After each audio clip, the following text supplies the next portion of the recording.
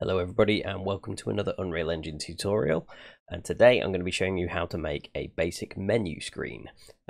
So through this tutorial we'll go through the UMG editor and show you how to create a menu screen and the sort of quickest, easiest way to get one to function. Okay, so let's get started. The first thing we are going to want to do, so I'm in a first person shooter template. It doesn't really matter what template you're using. If you've got a different one open, or if you've got your own personal project open, that is fine. First thing I'm going to need to do though is create a new level. So I'm going to just create one where the levels are stored in a template. So I'm going to go into first person BP and then into maps, and then here I'm going to right click, choose level, and I'm going to call that main underscore menu. Hit enter. Also, while I'm here, just to make this a little bit simpler, because we're going to need this level later on, we're going to need the name of this level later. So I'm going to rename this to something a bit shorter, a bit simpler than first person example map. So you can right click on it and choose rename, or you can also press F2 and that will bring up the rename. I'm just going to call this simply level 1, no spaces or anything, just level 1. Okay, now I want to actually go to this new level I've created, this main menu here. So I'm going to double click it and it will ask me if I want to save anything that's changed. Just click save selected, and now I'm in the main menu level. As you see, there's nothing here. It's a completely blank environment. There's no lighting, there's no models or anything in here. That's fine. So I'm going to show you a couple of different styles of menu. First of all, I'm going to show you a menu screen that just uses a background image, and then after that I'll show you how to have one that's got like a 3D environment in the background. But anyway, this is what we need for now, so keep that. And we need to create some assets and also import some assets. So I've created some UI buttons for like a play button and a quit button that we're going to use. I need to import those into the engine first. So I'm going to go to content, and I'm going to create a new folder here. I'm going to right click and choose new folder, and I'm going to call this UI, and then hit enter, and I'm going to go in here. So everything to do with the user interface I'm going to store in this folder here. So first of all I need to import those assets that I've made. So you can click, either right click and choose import here, or you can also click add /import here. It does the same thing basically. Do import to game. And as you can see here, these are the buttons I've made. Now, the way that the menu screens, the buttons work in Unreal is you typically have 3 different versions of the button. You have normal, hovered, and pressed. And you'll see what these are as we go further through it. But basically, I need all of these things. I've also got a background image. So I'm just going to select all of them and click open. And that'll import them all in as images, which is what we want. Okay, but we need to actually create an actual menu screen. So to do that, we need to create a new widget blueprint. So I'm going to right click in a blank space down here, choose user interface, and then go down to widget blueprint. Click on that and you'll see it creates a new widget blueprint here, which I'm going to call main underscore menu underscore widget. Okay. You can name it what you like, but I think it's always good to try and name things in an obvious way so you definitely know what they are. So that's main menu widget, and then double click it to open it up, and you see here this is what we call the UMG editor, which is stands for Unreal Motion Graphics, and it is basically used for all UI elements in your games. So this is also what you'd use to make a heads-up display and things like that. Okay, so in the center here we've got our viewport. So this is basically where you assemble your menu screen, where you see it, and then there's another tab up here called the graph tab, and here is where we'll do all the the coding to get the menu screen to actually work as well. But let's go back to the designer tab because that's where we need to be, and we are going to import. First of all, I'm going to put the background image in first. So over on the side here, this left side, there's a lot of pre-made sort of assets that you can use to load in. We want an image, so I'm going to grab image and just drag and drop it into the scene. And we see this little white box here. and you'll notice this icon up here that shows up. So this icon is what we call an anchor point, and these are pretty important, really. They are for they're kind of a reference marker for where the game should spawn an object from. So imagine a game that's like multi-platform, like cross-platform, is playable on lots of different different devices that have different size screens and things like that.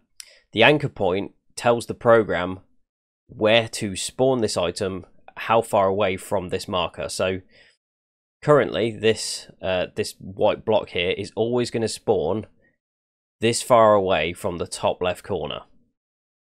You can see the coordinates here. Position X 624, position Y is 232. So you can click on these and change the position that way if you want. You can also click and drag and move it around that way.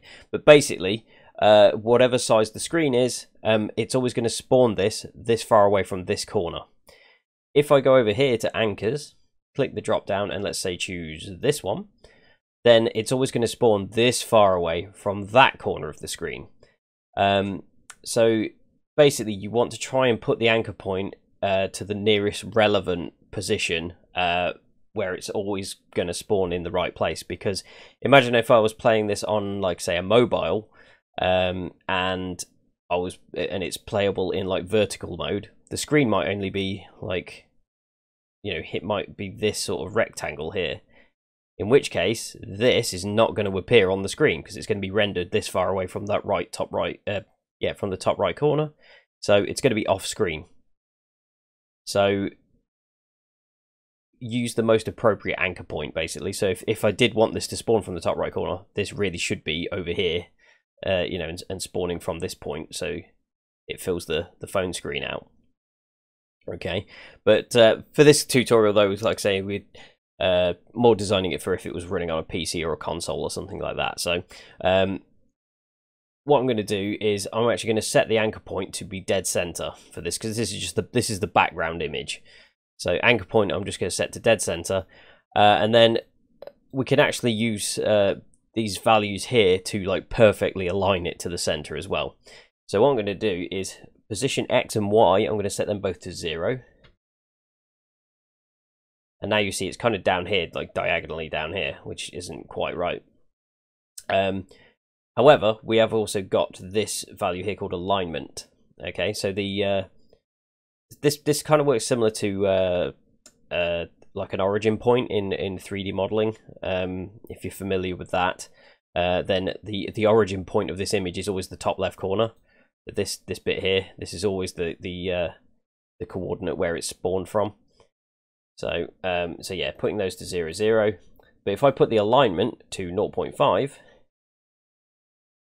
and the alignment of Y to 0.5, now you see it's perfectly in the center. Okay, now you can manually put in the size of things here if you want, but if you're using an image, to be honest, you might as well just tick this size to content tick box. Now when I tick that, what's actually happened is it's shrank all the way down there, but that's because we haven't told it what image we want it to use at the moment. So so that's fine. What we're going to do now is add in that image. So come down here under the appearance section where it says brush, and you'll see you've got this section here that currently says none. If you click on that drop down, and I'm going to use my background image, as you can see it just here. So this will show any assets that you've got imported and things. We're going to use background, or whatever if you have an image, use whatever image you've got. But yeah, now you see that has spawned in, and I created this image purposefully to be a screen size. So I made it 1920 by 1080. So it has automatically filled it out to that size. Okay, so that's our background image. That's nice and simple. Let's get the title for the game in as well. So you might have a logo for your game that's been made up, in which case I'd just say use another image, drag in another image node and import that image and use that for your logo. But if you haven't got a logo and you just want to use some text, there is a text tool here. So I'm going to drag that in. Okay, and you can see it just says text block, and it's got the anchor point is the top left corner. I think for this one, I want my title to be like top middle here. So I'm going to set my anchor point to be the top middle, like so. And then again, I'm going to set the position of X to 0 and the alignment of X to 0.5 to centralize it. Okay, but the Y is a little different because I don't want it to be right up here at the top. So I'm going to set that to, let's just round it off to 200. Yeah, that'll do. And then a bit further down under content here, you've got text. Now this bit here is actually what the text says. So if you want to put your game title in here, I will just literally put game title like that. So you can put the title of the game in, and then further down you've got other options such as the font and the size and everything. Let's increase the size of that font because it's not particularly big at the moment. Oh, and also tick size to content as well, because that'll do that and make sure it stays nice and central. Now by default in Unreal there is only one font, which is this one called Roboto. Okay, it's a bit of a bland font really, but we can use other fonts. It's quite easy to do. So I'm just going to get my main menu widget tab and just dock it on the top of the main Unreal editor. Back on the Unreal editor here, what I'm going to do is right click and I'm going to import, and what I'm going to do is go to my C drive and go to Windows. I'm going to go to the fonts folder in Windows. No, it's not showing up for me. No, okay. Unreal's not allowing me to see fonts, so I'm going to go there manually through Windows instead. Let me go to the right. Right, so let's go Windows. There we go. There's the fonts folder. Right, now hopefully what I can do here is choose a font and just drag and drop it in. So let's pick one that's. Let's go with. I know, let's go with something like this. Okay, I'm just going to drag and drop it in, and then you'll get a little pop-up message that says, "Would you like to create the new font asset using the imported fonts?" Just say yes all. That'll import the font. So it's imported each version of the font as well. You know, the bold and italic and that kind of thing. Okay, so that's imported those fonts. Now if I go back to the main menu widget and click on the font family drop down, I can now see those fonts there. So I can change it to one of these. So that's the bold version, the italic version. That's bold italic. Yes, let's just go with that. Okay, so we can obviously change the size and everything like that. Let's do it about there. I think I'll move it upwards a bit more as well. So I'm going to reduce the position Y so it's a bit closer to the top.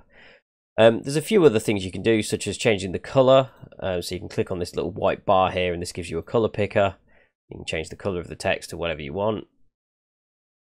I don't know, let's go with something like that.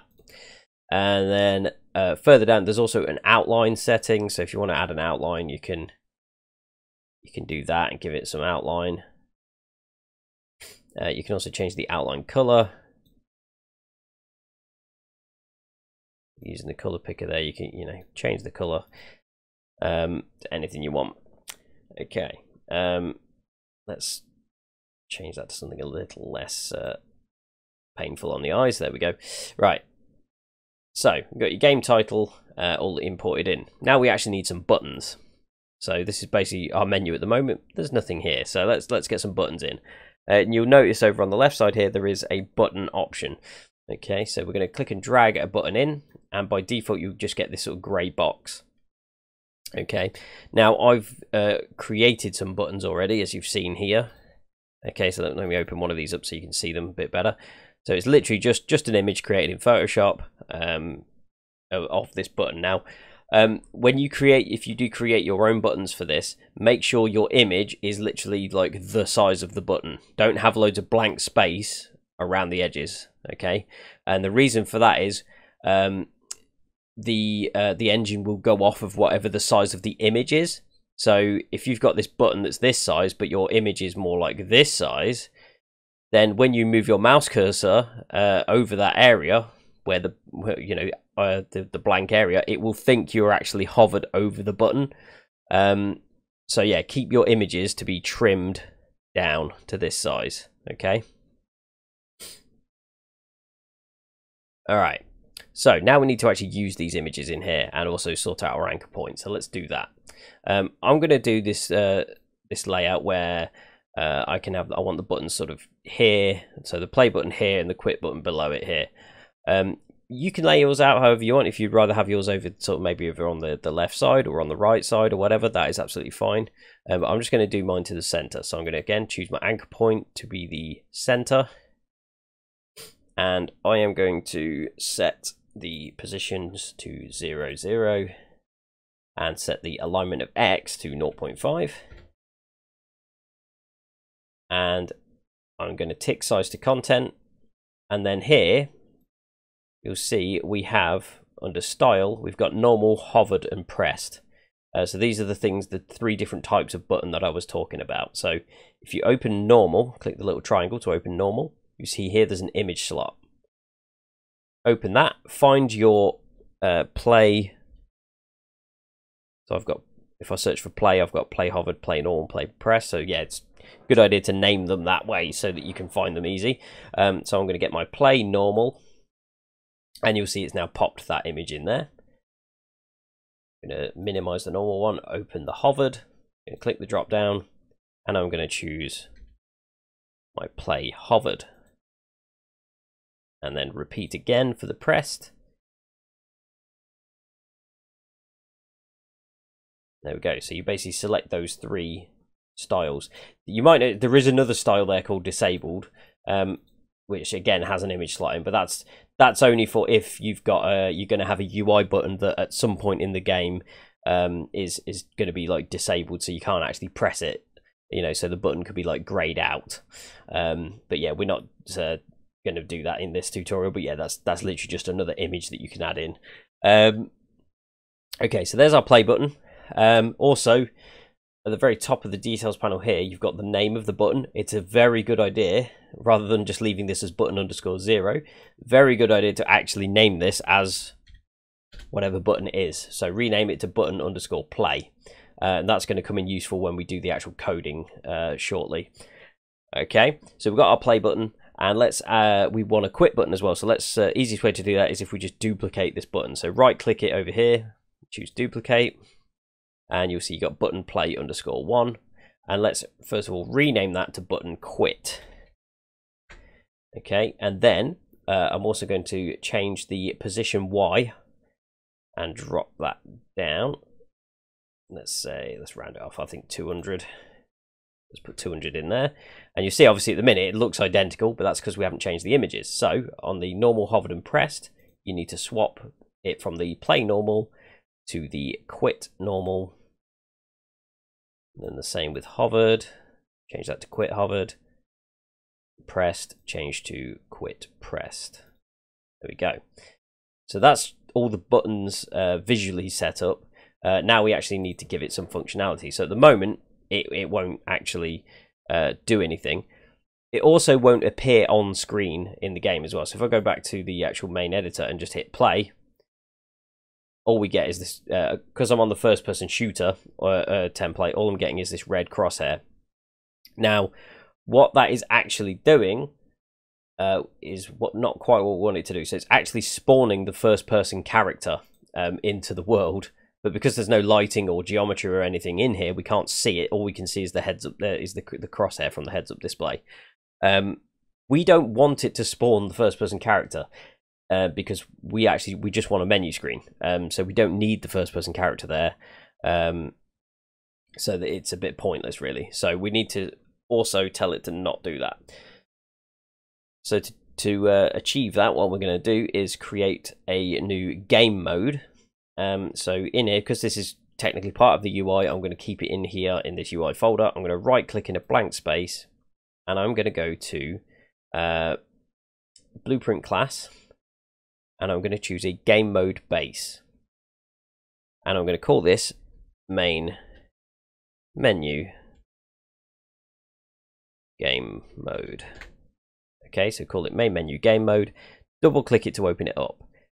Now, all we need to change in here is basically what the default pawn class is. Okay, so currently the default pawn is the first person character, and that's why it's spawning it. If we change this to just be none, which means it's not going to try and like put us into any kind of character, yeah, just put that to none. That's all you need to do.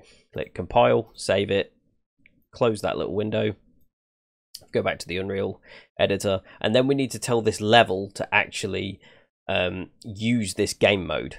Okay, so game mode is kind of level based. So if I change the game mode in this level, it's not going to affect level 1 that we made earlier. Anyway, what we need to do is go to world settings. Now it's over here. If you haven't got it here, you might need to just open it. So to open it, you can go to settings, world settings. If you click that there, that will open this tab here. And just near the top here, you've got game mode, and there's a setting called game mode override. If you click that drop down and look through the list, you should see your main menu game mode. So apply that. So click on it. That's now going to use the main menu game mode. If I now hit play, we are no longer getting the crosshair because it's not spawning the first person character anymore. Okay, so we're still not getting a menu screen on visually on screen though, so let's sort that out as well. To do that, if we go to blueprints at the top here, and we're going to open the level blueprint. So I'm going to click open level blueprint, and this is basically the blueprint for this level, and anything we put in here will run in that level. So we're going to use event begin play. We don't need the event tick, you can get rid of that. But yeah, we need the event begin play node that's here. So this fires as soon as the level is opened or ran, then it's going to fire this event. So we're going to need this to actually have the menu be created. So drag off of event begin play, and you want to do a create widget node. So add in a create widget node, and then there's a little drop down here called that says select class. Click the drop down and choose your main menu widget. Okay, now this node here will actually create the menu screen, but what it doesn't do, as you'll see if I hit play, what it doesn't do is actually put it on screen. It just makes it exist in the world. It's there, it's just not visible. So we need to actually make it visible to the player's view. So if we drag off of return value here and just simply do an add to viewport, so this one here, add to viewport, and now if I compile that and hit play, and there's our menu. Okay.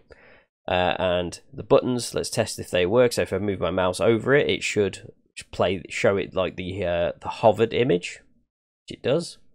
And same with the quit button. And if I press it, it shows the press button as well. Obviously, they don't do anything yet because we haven't programmed them to. But yeah, we can at least see that the images are doing what they're supposed to do. Okay. So what we can do now is we can go to the graph tab here. So go to the main menu widget, go to the graph tab. And as I said before, this is where we do all the actual kind of programming for the menu screen. So what we're going to do here is go to button play. You click on button play here, and you can see down below you get some preset functions for these buttons. So like on clicked, on pressed, on released, on hovered, etc. So I'm going to do on clicked, and off of on clicked, I'm going to do a node called open level by name, and this is where we renamed that level earlier on to just level 1. That's why, this is why I renamed it. So all we got to do here is just type in level 1. Okay, otherwise you'd have to type in like first person example map or whatever it was called. So yeah, just having it renamed to something a bit simpler makes it a bit easier. So yeah, level 1. And so now when we click the play button, it should automatically go and load level 1. As for the quit button, that one's really simple as well. Click on the quit button, we go on clicked, and we go, this time there's a node called quit game. So just do quit game, and that's literally it. Hit compile. So now if I hit play, let's test the quit button first. So hover the mouse over the quit button and click. Yep, that closed it. Hit play. And there's a problem we've got at the minute though. as well, which is the mouse cursor. When I actually clicked into the game window, the mouse cursor disappeared. So let's sort that out. If we go back into the main menu widget, so the level blueprint for the main menu, what we need to do is also tell it to show the mouse cursor. So to do that, you need to right click and do get player controller. You need one of these, a get player controller node. Off of that, you should be able to do set show mouse cursor. And plug that in. And also tick the box. Okay, let's see how that runs now. So, if I click into the world, there we go, the mouse cursor hasn't disappeared this time. And if I click play, you can see we are now in level 1. However, we do have this issue here. Apologies if that gunshot was a bit loud. But yeah, I had to left click into the window before it would actually start like receiving input in the game, which is a bit awkward. So we can sort that out as well while we're here. So on the main menu widget, we want to, first of all, off of the get player controller, we want to set input mode. Set input mode to game and UI.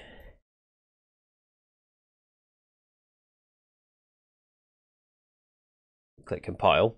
So now when I hit play, I shouldn't actually need to left click in, it should already be there. My mouse cursor is already in here, so. But when we get into the level, again, look, my cursor is still moving around. That should automatically have taken control. I have to like, and then we get this weird thing where I can't move the mouse very well. So we need to go and fix that in level 1 as well. So I'm going to hit save on the level blueprint here and close it. And I'm going to go back into the main Unreal editor. And I'm going to open the open level 1. So I'm going to go to content, first person BP, maps, level 1. Alternatively, I think you can go to file, open level, and then like search for it, and do it that way as well. Make sure when this pops up, make sure you click save selected as well, because whenever you transfer between levels, it has to save everything that's been added or altered. So yeah, hit save. And then in here, back in level 1, then we're going to need to go into the level blueprint for level 1. So let's open the level blueprint. And we are going to need a begin play. So as soon as we load into level 1, we're going to get a player controller.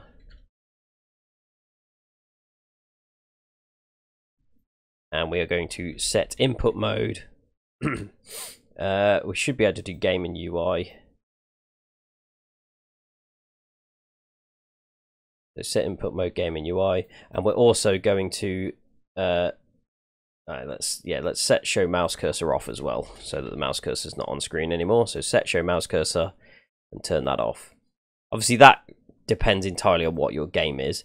If your game is like a point and click adventure game or a strategy game or something, you probably do want to keep the mouse cursor on screen. But if it's a first person shooter or a third person game or something, you probably don't want that on. So so do that. I'm going to hit compile. Let's just hit play. And nice. Okay, that's still doing the same thing. I think that actually needs to be set input mode, game only.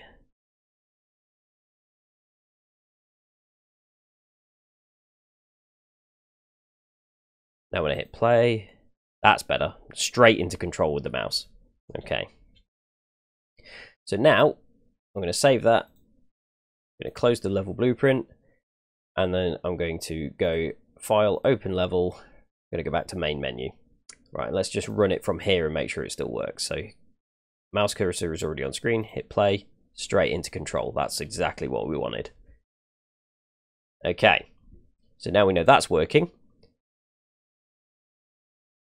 What we could do here as well is if you wanted to add like let's say we wanted to add some sort of sound effect when the button is hovered over as well. You could click on your play button, click on hovered, and then you could go play sound 2D, And let's see if there's anything what we got in here. Not that one. Explosions. Fire. Got anything just quick and snappy? Like it. Oh, whoops. I don't know what I clicked on then. No. Birds. Music. All right, let's just go with let's go with, where was it? The weapon. Yeah, we'll go with the weapon fire, I suppose. Yeah. Okay, so now we've got the weapon fire, and then let's do the same for the quit button. We do on hovered, play sound,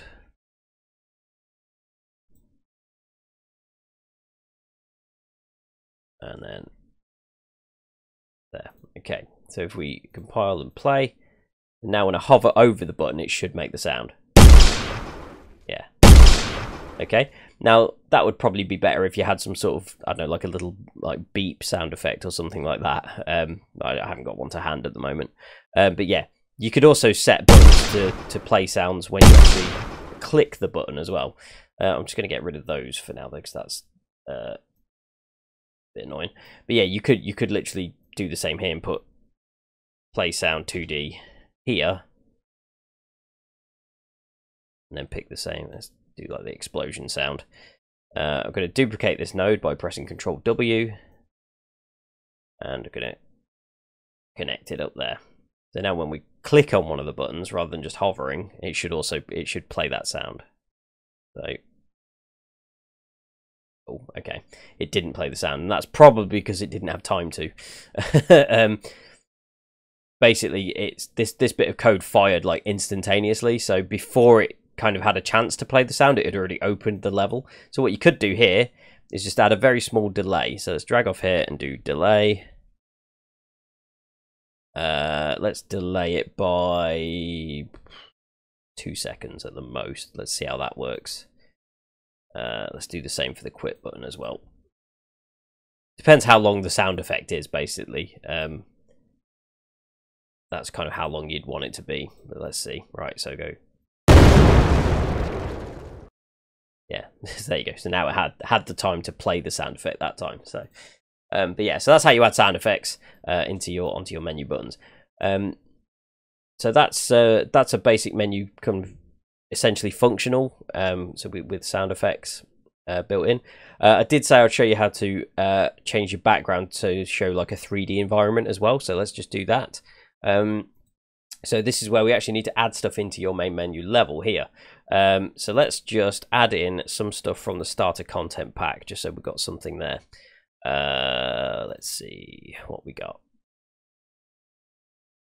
Oh, I know. Let's add a quick landscape in actually. So I'm going to go mode, landscape, and you see I've got this green wireframe here. I'm going to create that, and oh yeah, we need some lights as well. Go mode, select, and I'm going to go to lights, and I'm going to get a skylight. Drop that in. And I'm also going to get a directional light there. That's better. Get the directional light in there. The directional light is basically like a sunlight, and the light shines in whatever direction this arrow is pointing in here, this white arrow. So if you want to change the direction of that, you can basically rotate, use the rotate tool. Okay. Right.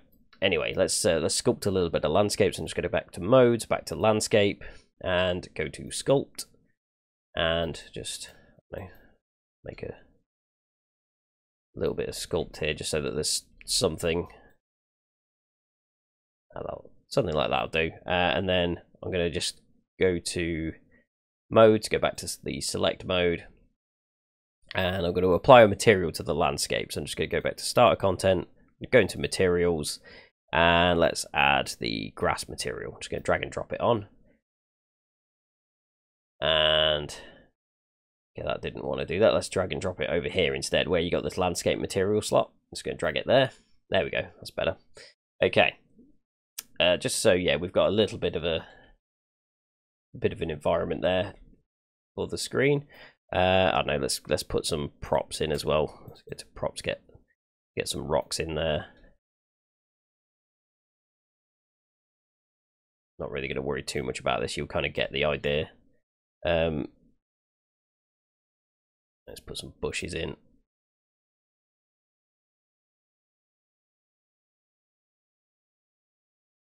Yeah, let's just do that. That'll do. Okay. So what we need to do then is, again, if I hit play at the minute, we're just going to get this image on screen. Okay. So let's go to our camera started through the floor there. That's what that was. Let's go to our main menu widget. And let's get rid of this this image. Now you can delete it if you want. Alternatively, over on the side here, you'll see there's little eye icons. You can actually just hide it. That should be hidden. Okay, no, it doesn't hide it in the actual gameplay. Apologies.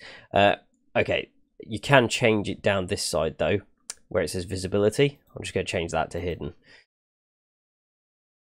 Compile, play. There we go. Right. However, now you can see a little bit of the landscape there. But I think what's basically happening is it's spawning a camera at the 0 location in the scene, which is currently like under the ground.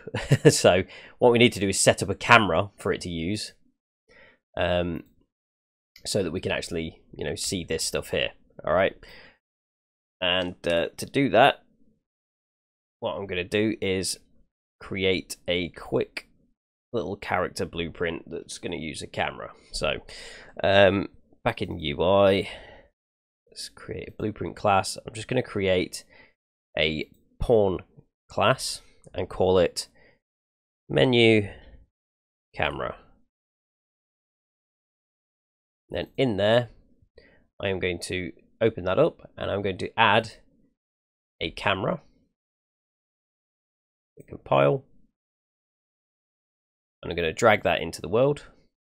And now, as you can see, we can see the camera there. So what I'm going to do is get this moved into a position where I want it. Back a little bit, up a little bit. Yeah, something like that, let's say. So yeah, you get the camera in the position where you want it. Now, we need to edit the game mode. Do you remember the main menu game mode that we got here? So double click that to open it up. And you should still have these options here. And remember, default pawn class was set to none. This time, we're actually going to change this. I'm going to click down on none, and we're going to change it to our menu camera. So click menu camera, compile, save. You can then close the game mode blueprint, save the menu camera. You should be able to close that as well now. Okay, so we've got a camera in and ready to use it, but at the moment it is doing this, where it's kind of still using the camera, but it's also basing it off of where we actually, where I actually press play from. That's not what we want, really. What we can do though to fix that is select your menu camera, make sure you've got it selected, and then over in the details panel here, you've got this auto possess player, which is currently set to disabled. Change that to player 0. And then hit play. There we go. Now it's using that camera angle. Okay. So there's how you can have a 3D scene. Okay. You could also set this. Camera to be, on a track that sort of moves around the scene and things. But that's something for another tutorial. But yeah, there's a way you can have a 3D scene. So you could maybe have your character stood in the environment or something like that if you want, with some like looping animation playing. There's lots of things you could do with that. Something you could also do in the main menu widget, which is, let's stop the gameplay. I'm going to delete the background image for now. But there's another little tool in here. I don't remember what it was called. The special effects, I think. Background, yeah, it's background blur. This can be quite nice as well. So background blur it literally does what it says and will just blur the area. Now, you could apply this to the entire window. I'm just going to do it around this area so you can kind of see it. But you could do it to the entire background if you wanted to. But basically, it won't show anything blurry just yet because you actually need to give it some blur strength. So over here, you've got blur strength. You have to put that up first. Now you see, obviously, what it's done is it's made the buttons blurry, and that's just because of the way that it's layered. So in this editor, it's kind of the opposite to how Photoshop works. So anything the things that are at the bottom are actually the things that are closest to the screen. So you're going to want to put the background blur behind everything else. So click and drag it up so it goes above everything else, except for canvas panel. Don't put it above that. Keep it in the canvas panel, but to there. There we go. So now it's behind. So now if I compile and play, you see we have a bit of like a blurred box around there. That can look quite nice. Yeah, I could stretch this out, make it the whole size of that, and maybe just reduce the blur down a little bit. You can do things like that. So, yeah, just another little tip for things to do there. So, but there we go. That is a menu screen, a very basic menu screen with just a play and a quit button that does function. And oh, and another thing actually, if you wanted to add some music, let's go to the graph. All you need to do for that is event construct. Again, you could do a play sound 2D and select. There was a music track in here, wasn't there? Starter music. Yeah, that one. So you just play that and